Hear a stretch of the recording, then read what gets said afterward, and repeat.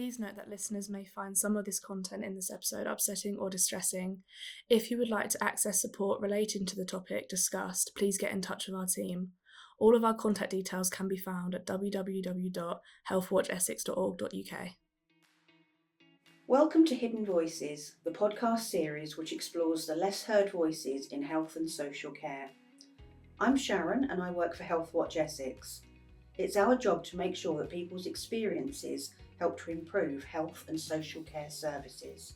In this episode, we're talking to Vanessa, who is sharing her experience of adoption and trauma.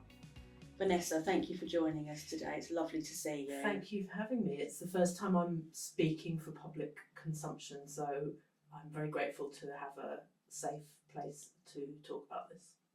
Well, we're very grateful to you for sharing. It's obviously it's a tale that's can be quite emotive for you. But would you like to just give us a bit of background about the adoption? Mm-hmm. I am an adoptee, same race adoptee, so I'm not transracially adopted. I was adopted as an infant in 1968 in England to a married couple, and I have a younger sibling who was also adopted from a different family. I always knew I was adopted. I can't remember being told, but I always knew, and I remember my brother arriving. So I always knew from a very young age. What age were you when you were adopted, Vanessa? I was 10 days when I was taken to foster care. I was about 6 weeks when I was placed for the adoption, and then the adoption was finalised when I was about 6 months old, and that was fairly normal in those days. And it was done through an agency called the Chelmsford Diocese and Moral Welfare Association, and that was the main agency that was covering Essex at that time. Okay. And it was the Church of England.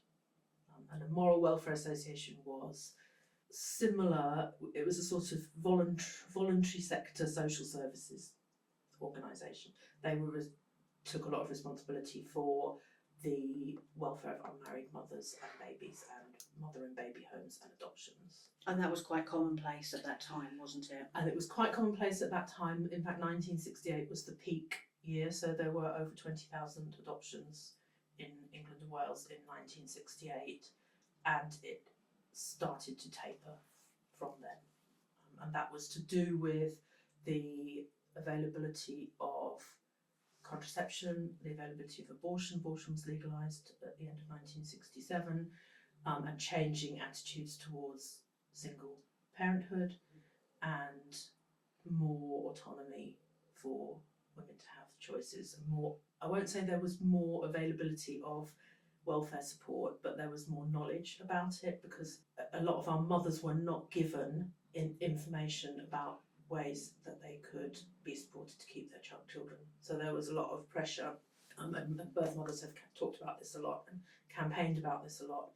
There was a lot of pressure for especially younger mothers to give up their babies, and there was a huge demand for infants, healthy white infants, to be adopted by infertile couples or couples who thought they were infertile. In fact, a lot of them, once they'd adopted, actually fell pregnant after that as well, and that was a known phenomenon.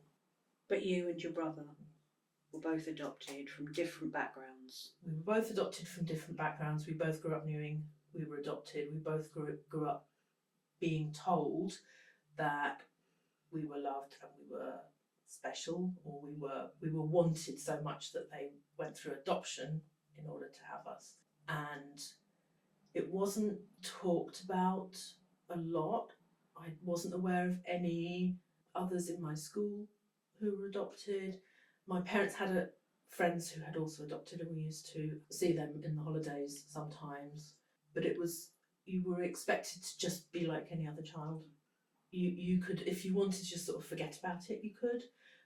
It wasn't something you talked about openly, and certainly there was no support to explore any feelings around it.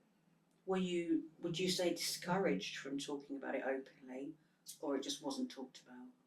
I wouldn't say I was discouraged. I think there was a certain amount of shame that was either felt, and we know now about a lot that about shame and trauma and the connection between the two. But there was a certain amount of, I might embarrass my parents if I go around telling people, and I don't necessarily want to explain this to everybody.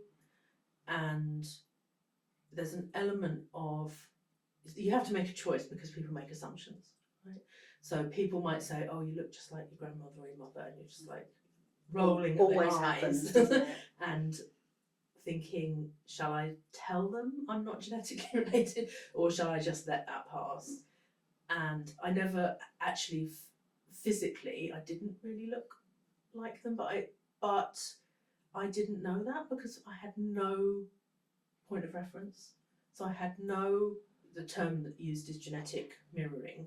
I had no one that looked like me in my life until recently when I reunited. So, but I didn't know that. And we don't know, you don't know what you're missing. And you don't know, for some adoptees, they feel as though they don't belong in that family. Personally, I never felt a strong sense of not belonging, but I also didn't feel a strong connection. And from a very young age, I wanted to not be there. So I wanted to be somewhere else. I wanted to be more normal. I thought just want to be normal. What do you think caused that feeling of not wanting to be there? Was it the circumstances, or was it more the surroundings? What was it like for you growing up?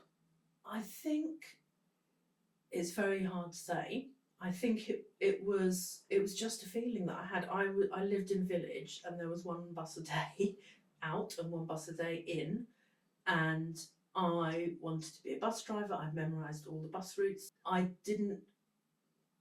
As it turned out, when I did leave home, I went deliberately further than I had to, and then I went further, and then I went across the world, and I didn't come back for nearly 20 years. Mm-hmm. So, and when I did come back, it was a very, very hard reintegration for me, and I came back partly because my mother needed care. So I had that responsibility, and it wasn't until then really that I started to have mixed feelings and want to realise that I didn't really feel at home. But the mental health side of it was always very hidden for me, and I knew I had a tendency to depression. I knew I found relationships very, very difficult. So I would over attach to people or would just run away, and no comfortable medium. I knew that I was underachieving because I'd been an overachiever as a child, and I was underachieving as an adult. I thought that was a me problem. I was susceptible to not being. I had a family member who didn't treat me very well, and I became very susceptible to that. I was going to ask you, what was your relationship with your parents and your brother like, and extended family, as you were a child and a young person into that early adulthood? It was at times it was difficult, but it wasn't anything that I ever put down to adoption. So I had difficult teenage years due to relationships and things that were happening in the home, but I never attributed any of that to adoption. I just, on some level, I mean, I did ask my mother to help, and she refused, and it never occurred to me to either tell anyone or go to social services, or that it was wrong that these kind of things should happen. And so I just thought, well, I've got to look after myself then. I just need to leave and be independent. This was some kind of abuse happening to you? Well, it was, my father was drinking heavily, so it was verbal and emotional, and it was very unstable, and he had a mental health diagnosis, so he had of manic depression, as it was called, and my mother prioritised staying in the marriage over me crying for help. And at that point I just sort of knew, and I knew she had her reasons for it. I knew why she was doing it, but it didn't make it any better for me. And so I did stay until I was 18, and then I moved away. And I was, in a way, I was sort of blamed for that in the family, for going so far away and not staying close. There's a great deal of obligation that, whether or not it's placed on them, adoptees tend to feel, because we were given a better life. You felt a sense that you owed your parents. I felt a sense that I owed my parents, even when I was caring for my mum with dementia. I felt that was an obligation, because she was not at this point I didn't think it was because I owed her something. I just felt that she was vulnerable and elderly and she needed care. And it wasn't out of any, and I was the person to give that, and I had a lot of help, and I managed to sort of protect myself to a certain extent. But I knew it, in my mind it was because she was vulnerable and needed, and elderly and needed that. It wasn't because she's my mum, I love her. It was very, and I did love her, but it's very complicated, and it's very, especially when someone has hidden, when emotions were not a good thing in that household, and when they were, it was excess. So it was anger or joy, or I just didn't feel comfortable. And your father passed by that point? He had. So he passed 20 years before she did. And he actually mellowed towards the end of his life, and he actually apologised. It was really too late to have a genuine relationship, but it was difficult. And these are things that can happen in a family where there isn't adoption, but it becomes much more heightened, I think, because there's all this that you can't talk about, and all this has happened to you. I had no knowledge about, at this point I had not sought any information, and I had no knowledge of what happened to me from birth to adoption.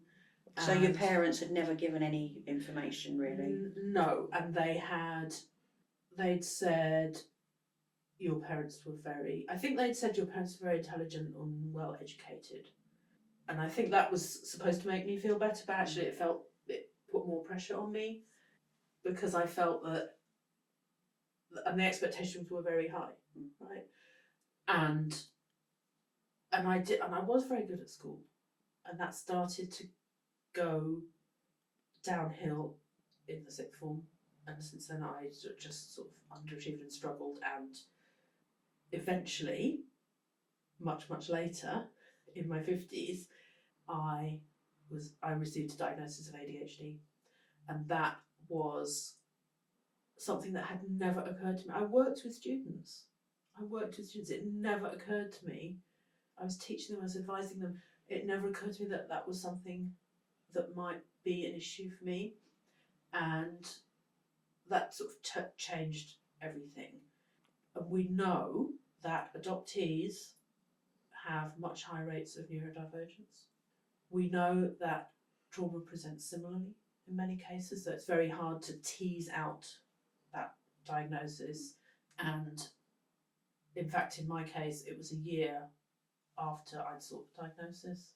I sought the diagnosis, was told, no, you didn't have symptoms or presentation as a child, therefore you don't have ADHD, you have generalised anxiety disorder, which I did. I was very this was in 2020, so I was very in a bad way at that point. You need intensive psychotherapy to reconnect you back to your emotional world. Didn't know what that meant, but I said, okay, we'll do that. And after a year of that process, once a lot of the trauma had been dealt with, it became clear that I still had attention problems, And so I was lucky I had the same therapist as did the assessment, and said, "Oh, I think we need to start treating you for ADHD." And a lot of adoptees have these, but but never feel, and it's that loss of self-esteem that comes from being given away, that we never, because we were infants at the time, we didn't know, it wasn't talked about, it was never acknowledged. We were supposed to be happy, grateful, and perform, and we felt that we had to. And looking back, it seems obvious that there's a fear of being rejected again. Would you say that it was during that sixth form when you feel that you started to underachieve? Was that when you really started to question about your adoption status? Perhaps who your biological parents were? No, I didn't. To be honest, I thought, actually, I'm glad I'm not genetically related to these people, because I don't want to inherit those kind of mental health problems. And it was from childhood, and that he didn't talk about that very much. But I just felt that I needed to be independent, and now I understand that hyper-independence is a trauma response as well. I just need to separate myself and do my own thing, and I did, and I went away, and I survived, and I did some things that I wanted to do, but I didn't achieve the things that I set out to achieve. And I now understand that as you get deeper into academic study, you need to do bigger projects, and that the executive dysfunction side of ADHD or other neurodivergent conditions can make that difficult. But I just didn't understand that at the time. I just thought it was my fault. And a lot of, particularly women, I think, because there's a lot of late diagnosis of ADHD in women, and it was my perimenopause and menopause that caused me to have such a crisis on both with the mental health and the executive functioning. So that's what draws out, I think, and makes us eventually seek help. Was there a point when you did start to question about your biological parents? Not really. No, I didn't, and I didn't want to go. I think I didn't want to look into it because it was too painful. What happened in my situation was I was traced by my biological mother, and that happened in 2008. There was a change in the law, so just to go back, at the time of my adoption, records were closed to everybody. I would not have been able to look at my birth certificate. I would not have been able to get my mother's name. My father's name was not on the birth certificate, so he would have assumed that he was anonymous forever at that point. And then in 1975, the rules were changed for England and Wales so that adoptees could access their birth certificate. And then in the 2000s, early 2000s, they changed again so that birth family could not access our adoption records, but could go to an intermediary and ask for help in searching for us and contacting us. So I was contacted by an intermediary on behalf of my birth mother out of the blue. I now think it's because I'd come back to the UK and I was easier to find, that they had been looking for me. I was working in a job. I could be Googled. I was working. You were not invisible. Yeah. I was working in a job in the county I grew up in. And they contacted me through my work email. And that must have been quite a shock. It was a shock, and I had no idea how to deal with it. I had no... Was it a letter that you received? Was that the first It was you an knew? email to my work email address, and then I was very, very cautious. I gave them an email address that didn't identify my name, because they weren't passing my name on. You need permission for that. So I started communicating by email. Very, very quickly, she wanted to visit, and I had not dealt with any of this. I had no idea how it was, and I just froze. I absolutely froze. I stopped replying to emails. I pushed it away. She would still send me an email every year on my birthday, and I made a folder and just dragged them into the folder. Didn't read any of them. This went on for more than 10 years. And I got another letter later on from the intermediaries saying she's not heard from you, she's wondering if you're okay. And I just felt this, having agreed to it straight away as a sort of impulse, I just suddenly felt this is very intrusive. And it was because I hadn't dealt with all the emotional stuff. Too much. And I still didn't want to. And so it took me until being in therapy and going through therapy and trying to finally being forced to address this, because it was obvious from the start to my therapist that this was a problem for me, even though I'd gone to about something else. And then gradually being open to that and resuming communication, and being very fortunate that she wasn't offended or annoyed. She was like, okay, you're ready now. And eventually we met, and we've been meeting since then. She lives in another country, but so that was so I never went. I was unusual in that I never went looking, and maybe I would have once I'd been in therapy. Maybe I would have. I don't know. There are as many different stories as there are adoptees, and everyone is different, and every adoptee has a different experience of this, and some want to go looking from the minute they understand adoption, and they can't wait till they can get their records and start looking and find out who they are. And I didn't think it was important at the time. Has it had a positive impact now, this relationship? Yes, because I can first of all, to just be around someone that you're related to is just mind-blowing for the first time, and just to feel that, a lot of adoptees say this, but just to feel that calm and grounding feeling. And it's helped me to understand, I haven't met my father's side yet, but it's helped me to understand where I come from and who I am and why. And it's not just physical, it's other traits. It's very difficult to explain that to somebody that doesn't have that lived experience, just how significant it is. Yes. And that is why it's been so very good for me to be around other adoptees. I began, during the lockdowns, there were Zoom calls, and I joined one of those Zoom calls, and then there was also, in 2021, there was not a public inquiry, a parliamentary inquiry into historic forced adoptions, and adoptees were invited to give evidence to that. So at the time I was just starting to process all of this, I gave anonymous written evidence. So your birth mother had confirmed to you at that point that it was a enforced adoption? Or, well, from an adoptee's point of view, all adoption is forced. That's one first thing to say.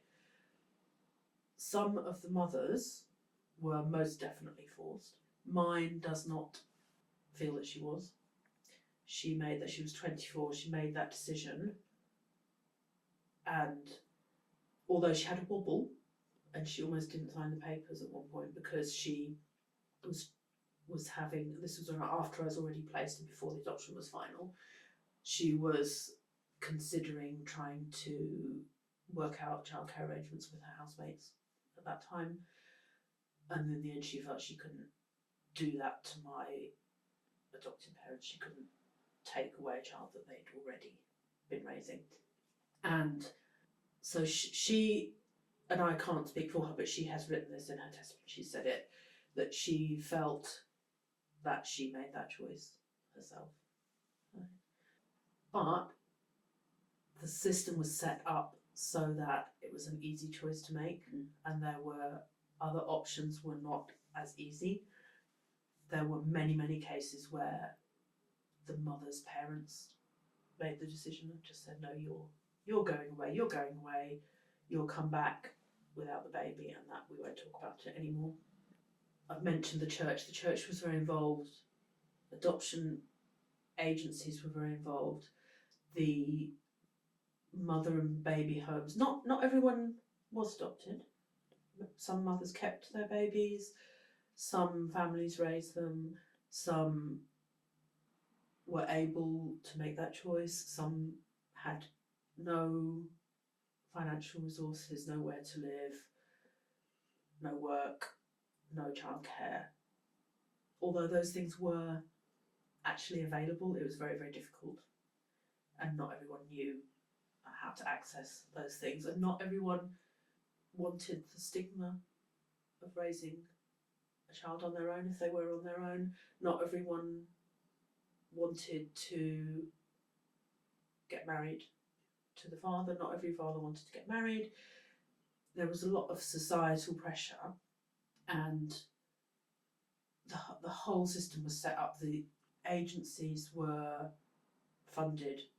So these moral welfare associations were the one. I said that the one in Essex County Council said to the Moral Welfare Association, "What are your costs going to be for next year?"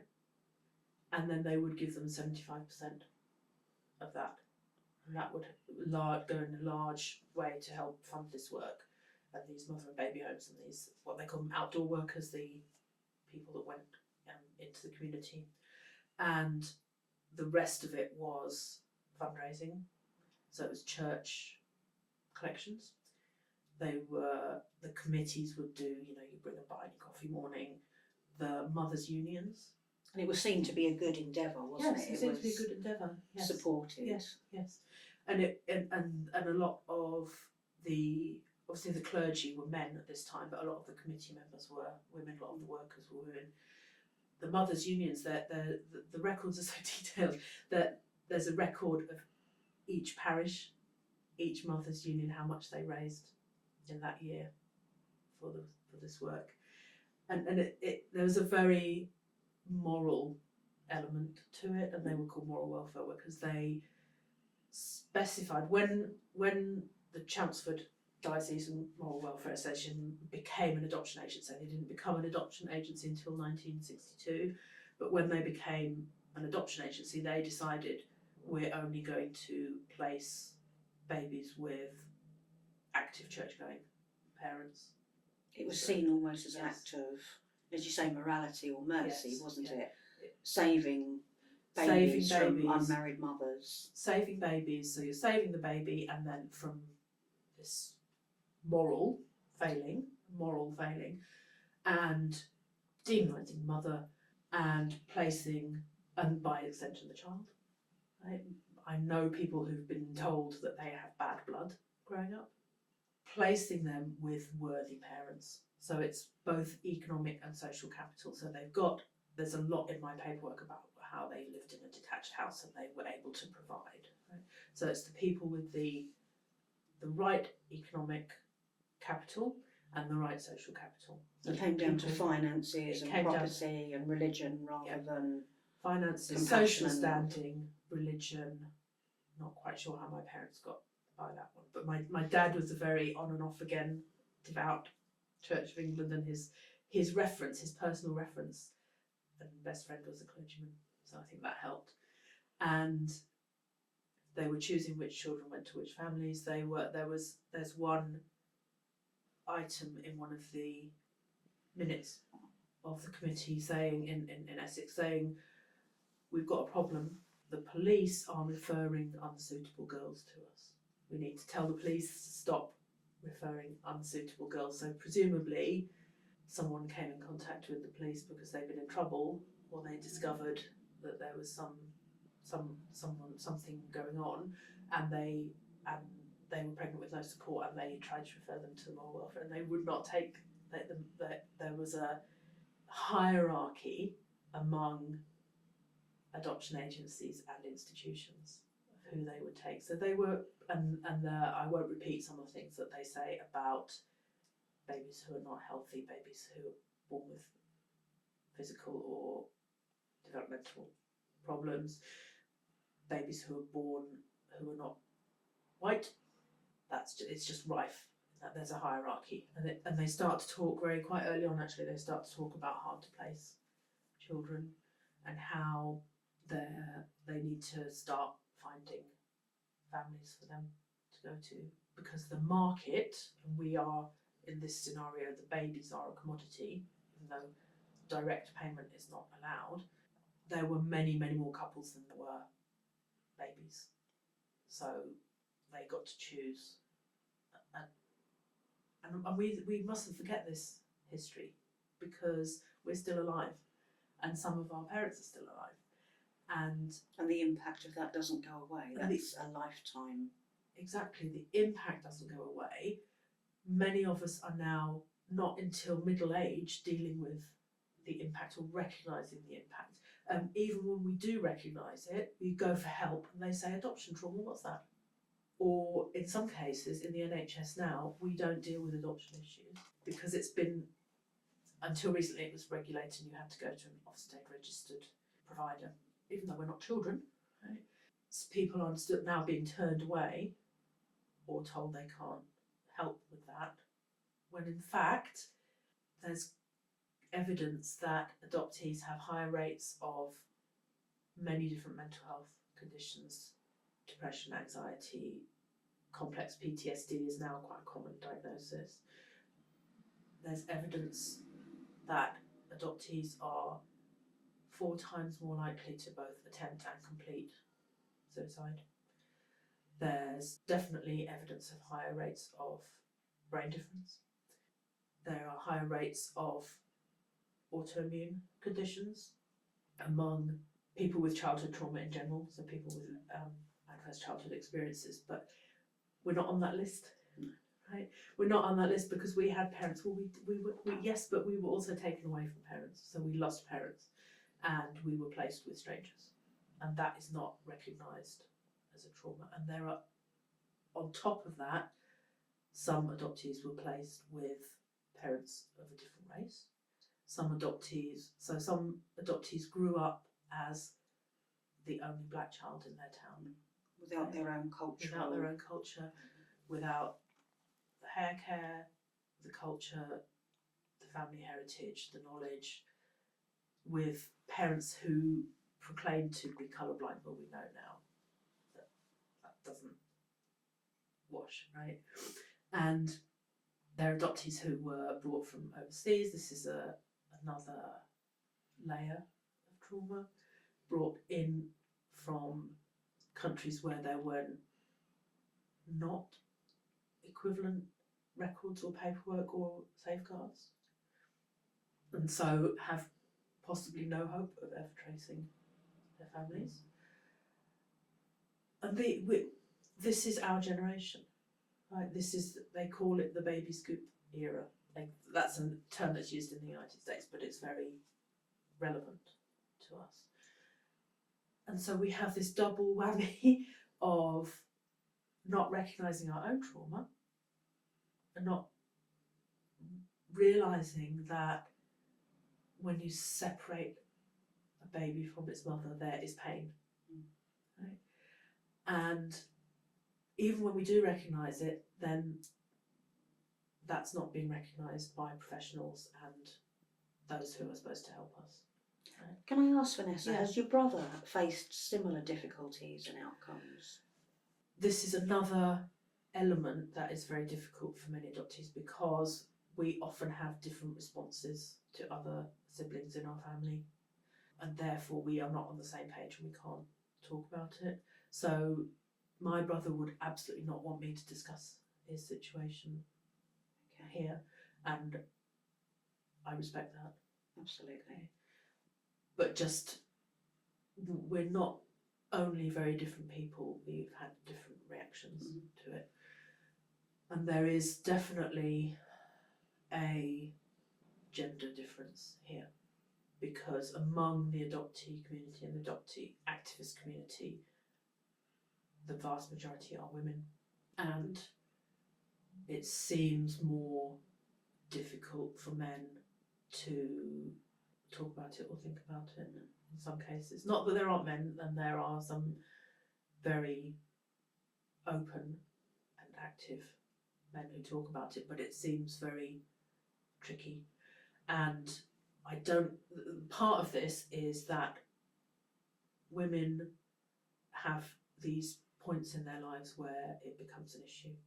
So I have not been pregnant or given birth, but people who can and do have experienced either moments of awareness and awakening through that, or re-experienced the loss. So, for example, being relinquished at 10 days and then 10 days after giving birth themselves, having a crisis over that. Right? And then realising that it affects the next generation as well, because they don't have that knowledge, they don't have the medical history from the family, they don't have all their information as well. And sometimes it's seeing what it does to your child is more powerful than thinking about what it does to yourself, because you're not used to thinking about the effect on yourself or putting yourself first. I think it's important to reiterate here that there are many experiences of adoption which are very positive. Yes. That we're not talking about every single case here, but there are vast numbers of people like yourself that have throughout their life it's been punctuated by trauma caused by this particular process, and we don't really understand the why of that. We don't understand, and part of the reason is that it's not been studied, because we're not visible. There are no official statistics, because it's not flagged in our records, our health records. It's something we'd like to be able to go to the doctor and say, please mark me as adopted, so you don't keep asking me if I've got a family history of X, Y and Z. And so, but we don't really understand why some people appear to have secure attachment in spite of the adoption experience, right? Or some people are not as affected as others. But what we do know is that from what has been studied, the statistics that you're talking about, i.e. autoimmune illness, neurodiversity, mental health, it's very much parallel with other groups that have lived experience of trauma. Yes.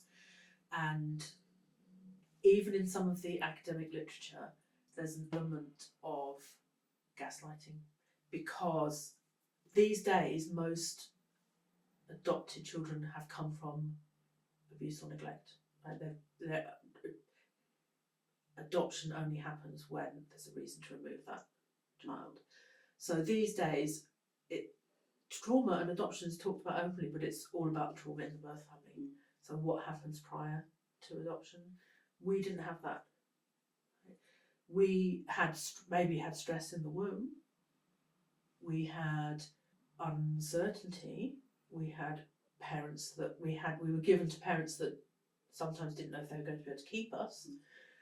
But we weren't taken from a situation that was already causing trauma to us. And yet we still live with it. So we're the test case, we're the proof that it actually does cause issues. And there has to be a real frustration Yes. that's just not recognised after all this time, that the efforts haven't been put into studying it and understanding it more deeply. It's really brushed away. And part of that is because of the way it's set up is, once you're adopted, you're permanently legally part of that family. The only trace of that is the fact that you don't have a birth certificate, you have an adoption certificate. There is actually a short form birth certificate that looks the same for both. So some people don't know, or they only find out when they get their full birth certificate, adoption certificate, to go get a passport. It was set up so that those parents and those families could raise the children as if born to them.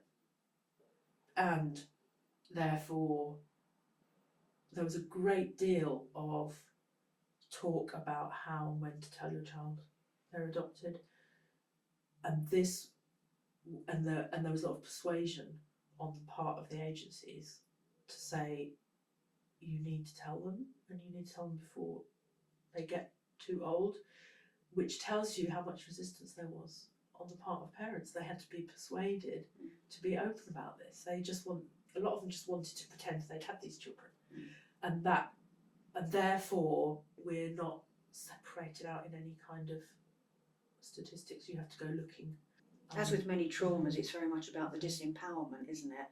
because so much of what you said so far is about, to coin a phrase, keeping up appearances, making things nice and neat and above board for society, but not actually considering the emotional and mental and physical well-being of the children. And it becomes a form of masking. So there are many high achieving adoptees, right? They're doing their best to please, and that again creates pressure and stress and anxiety in the long term. But yeah, there are many, so maybe when you look at it, or it evens out. It feels almost like an instilled sense of gratitude that you have to constantly be repaying that act of kindness in being taken into the family. And their gratitude is an absolute flash word because we're told to be, what society, what many people would really like is for us to be quiet, be grateful, go away. And it's because of this assumption that we all had a better life because we were adopted. Right? First of all, nobody knows that. We had no choice. Many adoptees suffered abuse and neglect in their adoptive families. It's not a given that those people were suitable parents. And in fact, a lot of them had not dealt with their own infertility grief. It was seen, GPs would just say, we'll just adopt them. And it was seen as a salve or a solution for that. But then it becomes very, very complicated, because how do you do those attachments healthily when the parent is grieving their inability to have a child and is constantly reminded about it by having someone else's child there, and the baby is grieving the loss of its mother, right? How do you honestly deal with that? And in my experience, and I've talked to a lot of adoptees, but obviously I've only talked to ones that have come forward, it's very rare that the parents were open and understanding enough to really get that difference and to raise that child. Now, these days there's probably more understanding, but and probably, I would hope, more interventions along the way to make sure that mental and emotional resilience of the children and the parents is monitored and held. Yeah, there's more support available these days. It's not mandated, so a parent can still, the system hasn't changed, a parent can still adopt a child, walk away and have no further contact with social services if there's no reason to. But there is more post-adoption support and there is funding available. As I said, there's an emphasis on birth family bad, everything that happened, but there is more understanding and support these days for help with bringing up children who've been removed from their birth families, right? That's not to say it's perfect, and there are certainly things that I still take issue with, and I think there are still things that they could learn from our experience. And there's a lot of talk about modernising adoption, right? It's way, way, way too late for that. It's, as an institution, as a legal mechanism, it is outdated. And fortunately, there is more emphasis these days on kinship care. So they're starting to support kinship carers, keeping people within the broader family. There's more emphasis on special guardianship, and special guardianship means that you're not legally severed from your original identity, but you do still get the protections of being raised by legal guardians who have the same responsibilities as parents, but you can keep that connection with your original family. I think there's a long way to go, isn't there? But these days, hopefully, we do understand a bit more the importance of individual identity that can't be erased and just rewritten. Yes, and there's a thing called a life story book, right? Now, whether still somebody's making decisions about what information that child can and cannot have, and what information those parents actually are given. Someone is making decisions about that, but there is more awareness these days. So we talked a bit about the emotional and psychological impact, but there is very much a physical impact as well, isn't there? And you referred earlier to medical records. Can you tell us a little bit about that? When a child is adopted, their NHS record is closed and a new one is opened. There is a system in England for reporting, for getting information about family medical history that happens after the adoption to the new family or the child, but that is there's not much awareness about it, and I'm sure it doesn't happen very often. So we don't know what kind of illness is in our family. When we're asked and we say, I don't know, I'm adopted, more often not the assumption is, so you don't have a family history of X then, and therefore we're not put forward for testing. And that in itself is an immediate health inequality, isn't it? It's an immediate health inequality. There are instances of late diagnosis, misdiagnosis because of not having that information. There are instances where people are not put on enhanced screening programs because they don't have that information. Hence poor outcomes across the board. Hence poor outcomes. Well, we don't know that there are poor outcomes because we don't measure that. This is all anecdotal. We would really like to see that changed. We would really like there to be, at minimum, a flag on our records so that somebody can actually look at data, real data. It would have to be an opt-in because some adoptees would not want that. Of course. And of course, there are people who don't know they were adopted still. So that would be a start. And then we would like more consideration.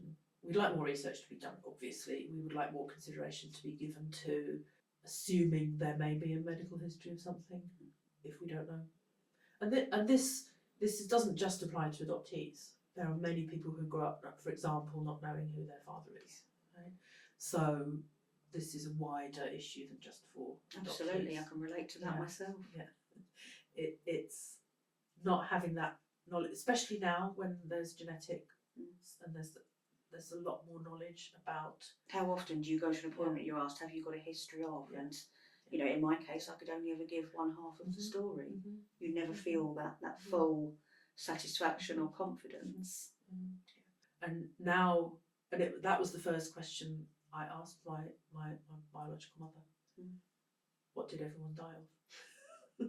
And it's not what you'd expect to be a conversation starter, exactly. But it's honest and practical. It turns out there is history of certain cancers in both sides of the family, but not close enough to me for me to be placed in enhanced screening. But at least I know about it now, and I've asked for it to be added to my records. So that, but you know, some people, just never know.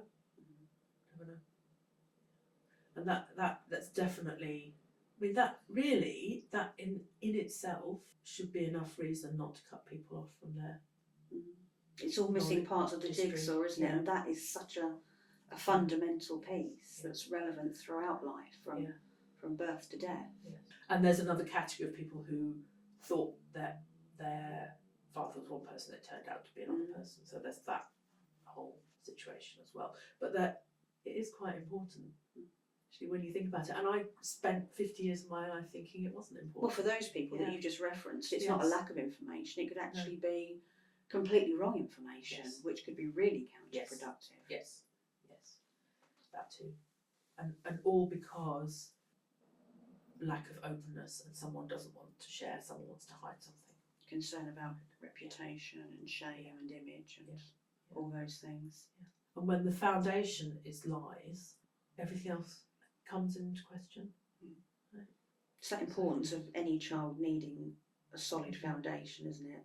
You can't build on an unsecure foundation. No, and I had not appreciated to what extent that self-knowledge is important. Right? Because I never had it. And so I didn't miss it. And I mean, I did miss it, but I didn't know I missed it. There's one thing that some adoptees talk about, there's the not being able to look in the mirror. And I always had that, and it's not just not being able to look in the mirror, it's not knowing what I look like. it's a very strange thing. Like if I had to describe myself to somebody, I would have had trouble, right? Not just. It's a very strange thing to look in the mirror and not really know who that person is. Very, very strange. And I'm very glad that I now have those. I guess you're looking at yourself and pieces. saying, who are you and where did you come from? Yeah. And because I didn't think that was important, because I had been socialised to not think that was what mattered, right? What matters is who you grow up with and the fact that they love you in those relationships, right? Which of course are very important.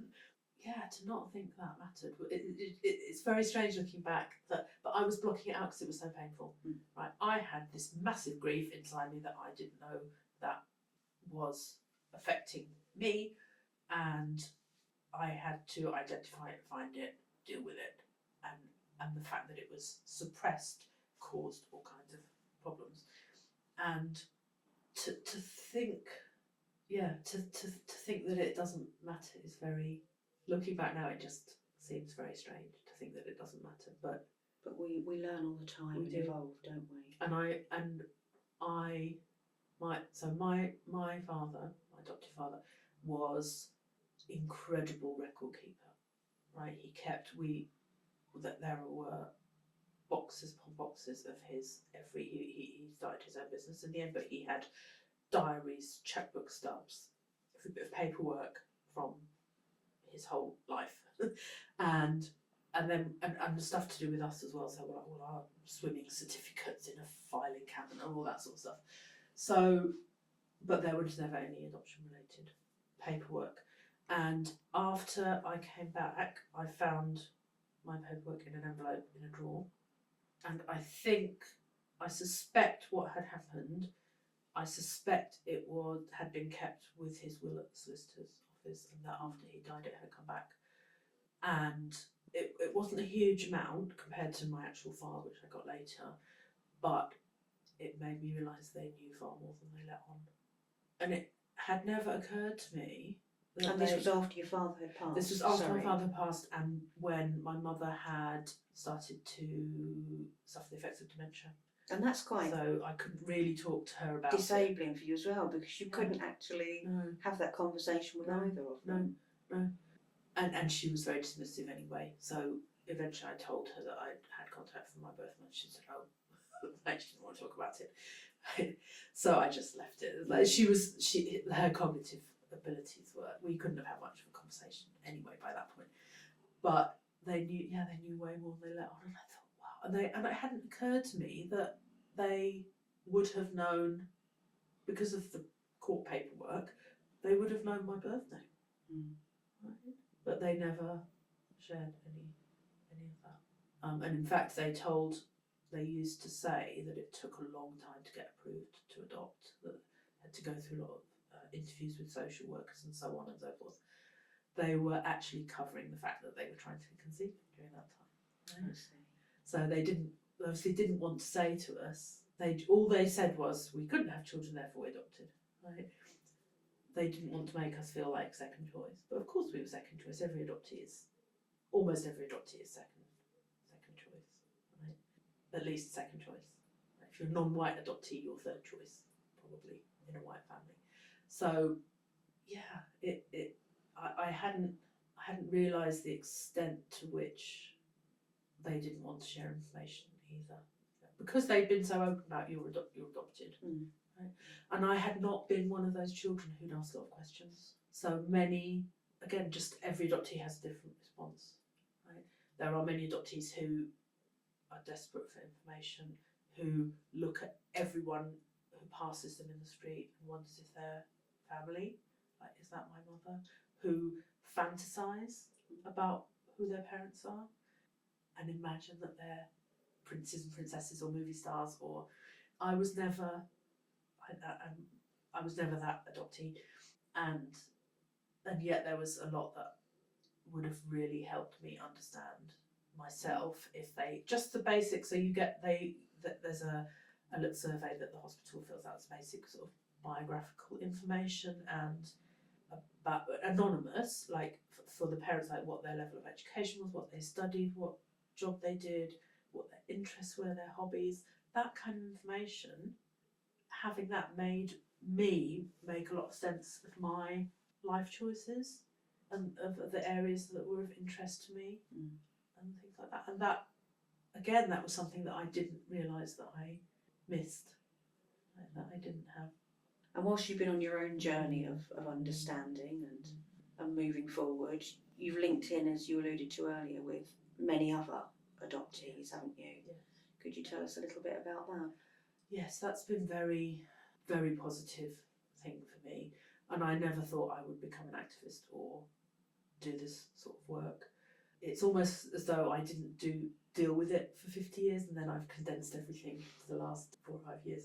But I initially connected on social media when I found out about this Zoom group that was running, and I attended that, and it was around the time of when these hearings were taking place, so I started to pay attention to that, and then a group decided to respond to the hearings because that whole process was very much initiated by birth mothers, so that there's a movement for an adoption apology, and they've been campaigning for many years to get an apology for the wrongs that happened to them, and many of them were treated very, very badly, and then ended up with virtually no rights in this situation.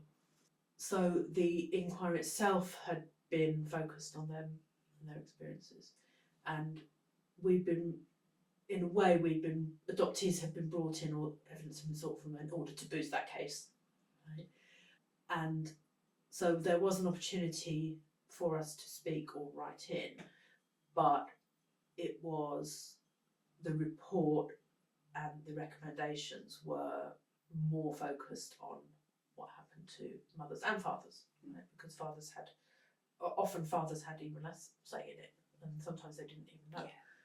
So we felt that our needs were not being spoken of in the terms that we would want, and so we came together and we got over Zoom, and we started by writing down what we wanted to happen for us, and we've carried on from that, and we have now got a small organisation called Adoptee Movement UK, and we have a website, we have monthly Zooms, we are doing some events and support, and we've got blogs on our website where people can read, written by adoptees about various issues. We are in contact with some of the professionals and policymakers. We're trying to get change. What we really want is this apology, because what has happened is, so the parliamentary inquiries, the Human Rights Committee and the Joint Committee for Human Rights, it was led by Harriet Harman, who has been a great ally in this. They recommended a government apology and some other measures. The UK government did not issue a formal apology. They issued we're really sorry this happened to you, but it was society's fault, right? The standard sideways apology. Yeah, it was very much not society's fault. The law and practice and government institutions and government money, as well as church institutions and church money, were absolutely implicated in all of this. There is no question, and the evidence has been given to the committee. Right? And it's really important in any situation like this for those that had the power to admit accountability, isn't it? And in Scotland, an apology was issued. It was one of Nicola Sturgeon's final acts before she left office.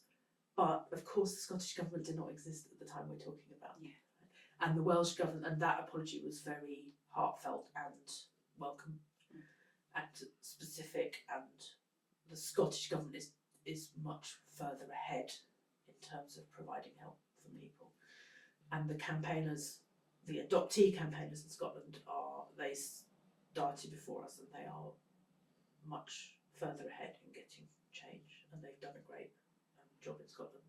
The Welsh government also issued an apology, not quite as strong as the Scottish government's apology, but they issued one. In Northern Ireland, there's about to be a Truth Commission or Truth Committee. I can't remember the title exactly. So they are looking at accountability in Northern Ireland. Ireland is because of the Catholic Church and the atrocities in institutions in Ireland. That's very important that this happens, right? And the previous government has issued this statement, and the current government appear to be taking the same line. Right? We've not got a direct answer yet, but they appear to be taking the same line, and the most we've heard is we'll try and do more to help. Right? But they appear to be taking the same line on the issue of apology. In other words, they have not said they will issue one. It's not that the apology will solve everything. The apology is the first step, and it's the recognition. It's validation for It's you. validation, recognition. This year we have lost Veronica Smith, who was one of the founders of the Mothers Organisation Movement for an Adoption Apology. She has died without seeing that. We need to keep pushing for it. It can't. They want us to all die off. They want us to all die. And obviously the mothers are older, and they were adults when it happened, or they were young people when it happened to them. They've got a memory of that. They lived with that. You can say we have a memory of it, right?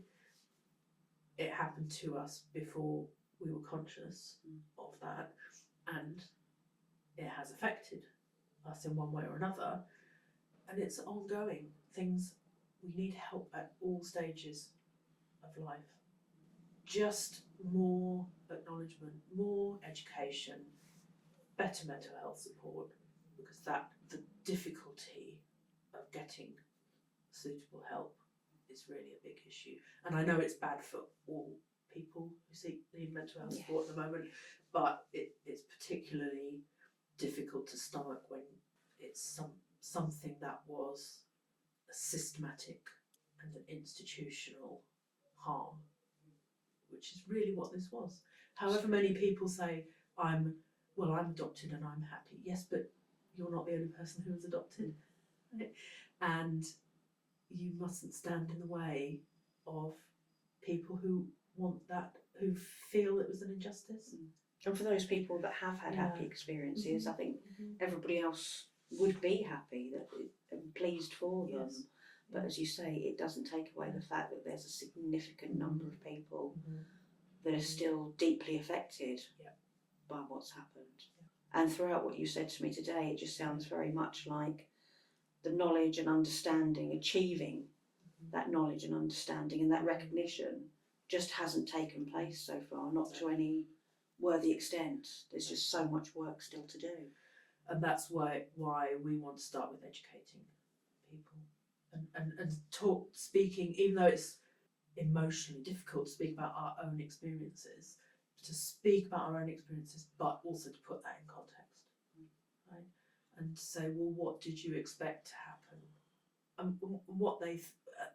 There was a whole debate about attachment and whether or not this was a harm, right?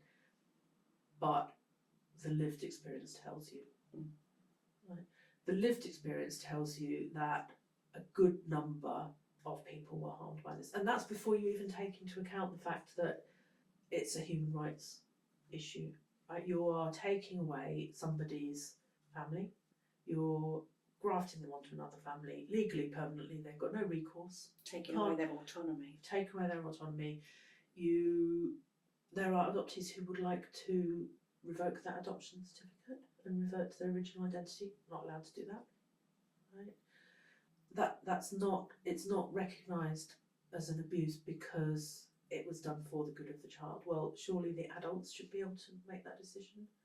Surely the adults should be able to choose whether or not they want this to continue. But no, because it's set up to be a substitute for, it's set up to mirror as if being born to somebody. And it took a while for inheritance to catch up, but there was also a great deal of anxiety and fuss about legitimacy versus illegitimacy, as they called it. Right? No child, obviously, today we would not call a child illegitimate. Okay, but the statistics, there was an obsession with legitimacy, illegitimacy, and there are all the birth statistics separate out those children, and some people were step parent adopted in order to legitimise them. Some people were adopted after marriage, even by their own fathers, to legitimise them, because it was seen as a shame. Right? And eventually they changed that law so you didn't have to do that. Right? You could, you no longer have to be married to be on a. But again, it was all about reputation and conforming to what society thought should be acceptable. Yeah. So Vanessa, you say that you didn't at any point actively look for information about your birth family and so on, but had you wanted to, would there have been a file or some kind of records that you could have accessed? Yes, so eventually I did. So this was after I had taken part in the inquiry, after I had resumed contact with my birth mother, and she had given me some information because she paid quite a lot of money actually, because that's what they charge, but she'd been through this service called NORCAP, which existed to get information about my adoption and to try and trace me, and they had access to my adoption file. So my adoption file is with social services, and if anyone wants to access their adoption file, they need to contact their local social services post-adoption team. And they had written a summary for her, and she'd found a large number of inaccuracies in it. So she shared that with me. She's very open about it. She shared that with me. So, once I came into this space of talking to other adoptees, I realised that I could go and request my file. So I emailed, and I knew that I'd been born in Essex and adopted in Essex, and I lived in Essex now. So I knew it would be reasonably straightforward. So I emailed and requested my file. They sent me back a standard reply in an email, and it said what to expect, and that there is currently a wait of about 12 months for this. So I waited very patiently, 12 months. I wanted everything all at once now that I'd started to look, but I waited my 12 months and I chased them up, and I had to make a bit of a fuss really, and they eventually got the appointment, and it was 14 months after I made that initial request. When I went in for the appointment, so I went into County Hall, I met with actually 2 social workers because one was training, and they gave me a copy of the file. It had been printed off microfiche, so one or two things were not very clear, and they gave me a narrative summary of that, and they talked me through it, and they gave me that to take away with me. They gave me a leaflet about GSA, genetic sexual attraction, because they have to warn people that when you first meet birth family, those feelings can turn to attraction. Very, very. Luckily I already knew about this, but if to be given a leaflet like that could have been potentially quite shocking, quite triggering in some cases. Because it's very rare, but you have to know about it. And they offered me 6 sessions of counselling through the Post Adoption Centre PAC UK, because they contract with them, and I laughed at them. I said I wouldn't even be here if I hadn't paid for my own therapy. Like six sessions ain't gonna cut it. So I said, give that to somebody else, please. Yeah. So that's when I got my file. But at that appointment, they told me that they're no longer even giving a waiting time. So it's more than 12 months now. Goodness. And it varies from council to council, but it's because it's done by the post-adoption social workers, and they're clearly dealing with children and families and people who need immediate help, and it is a process for them because they've got to write this narrative summary, and they've got to go through and see if there's anything they need to redact. I don't think things should be redacted personally, but they have to check for third-party information. So that's another area where we're not fully supported because there's no specialist service for that. The local government archivists have done a report on care and adoption records, and there's a lot of recommendations in that, but things need to really change that, because again, we're getting older. We're getting older, and the thing that I'm not allowed access to is information about my adoptive parents. So I'm being discouraged from applying for my court records, and I'm being told that I wouldn't get any more extra information from that, and I'm being told that information about them is third party information. And obviously in the Essex Records Office, where the Moral Welfare Association archive is, a lot of those files are closed because they are personal, obviously personal to the people who were, they've got names of case in there. So my next stage is, I think I probably will go ahead and apply for my court records, even though you're supposed to have the support of social services to do that in this particular court. I understand that you can ask the archivist to do a personal record, like a closed record search, but you have to pay for it. So I'm going to explore that. Of course. Because information about my adoptive parents is my information, because it's information about how I came to be their child. So that I don't, and they're both dead, right? So I don't really think they should hide behind that data protection situation, because it's relevant to me and I consider that my data. And we know that they were choosing parents based on criteria, like who got to be a parent and who didn't. They were making decisions about that. And some people would rightly question how their own parents got to be. I personally wouldn't, but some people would actually question how their own parents got to be their parents. And to be denied that information is, I think, wrong. So I'm going to personally challenge that myself, and see where I get to. Well, we wish you luck with that, Thank Vanessa. you. And thank you for chatting with us today. It's been incredibly interesting, and I hope helpful and informative for many people to hear your story. Thank you for having me.